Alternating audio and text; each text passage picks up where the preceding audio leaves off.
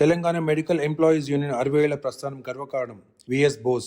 AITUC అనుబంధ Telangana medical employees union రాష్ట్ర ప్రభుత్వ గుర్తింపు పొంది 60 వసంతాలు పూర్తి చేసుకోవడం ఎంతో గర్వకారణమని ప్రముఖ ట్రేడ్ యూనియన్ నాయకులు విఎస్ బోస్ పేర్కొన్నారు. శనివారం హిమాయత్నగర్లో నిర్వహించిన యూనియన్ డైమండ్ జూబ్లీ ఉత్సవాల రాష్ట్ర స్థాయి సమావేశంలో ఆయన ముఖ్య అతిథిగా ప్రసంగించారు. ప్రభుత్వ రంగంలో ఇంత సుదీర్ఘ కాలం పాటు గుర్తింపు కలిగిన యూనియన్గా కొనసాగడం దేశంలోనే ప్రథమమని ఆయన కొనియాడారు.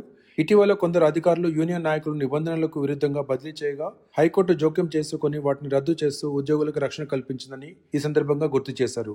ఏఐటియుసి రాష్ట్ర అధ్యక్షులు ఎండి యూసుఫ్ మాట్లాడుతూ రాష్ట్ర ప్రభుత్వ ఉద్యోగులకు 2023 జూలై నుండి పెండింగ్ లో ఉన్న వేతన సవరణను 44% ఫిట్మెంట్ తో వెంటనే అమలు చేయాలని డిమాండ్ చేశారు. అలాగే పెండింగ్ కరువు భత్యాలను విడుదల చేయాలని, కేంద్రం తీసుకొచ్చిన 4 లేబర్ కోడ్లను రద్దు చేయాలని కోరారు.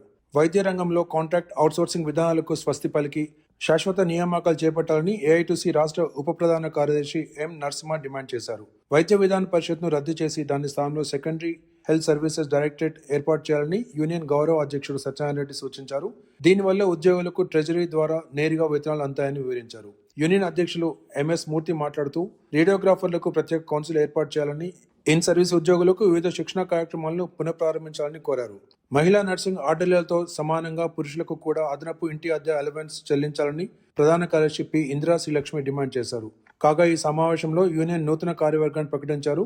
రాష్ట్ర ప్రధాన కార్యదర్శిగా వి వేణుకుమార్, రాష్ట్ర కార్యదర్శులుగా వాడపల్లి శ్రీధర్ మరియు మొహమ్మద్ కమరుద్దీన్ ఏకగ్రీవంగా ఎన్నికయ్యారు. అనంతరం యూనియన్ బలోపేతానికి కృషి చేసిన సీనియర్ నాయకులు T Bhagyavathi Dayanand, B Pandu, P Ramanarayana తదితరులను ఘనంగా సత్కరించారు.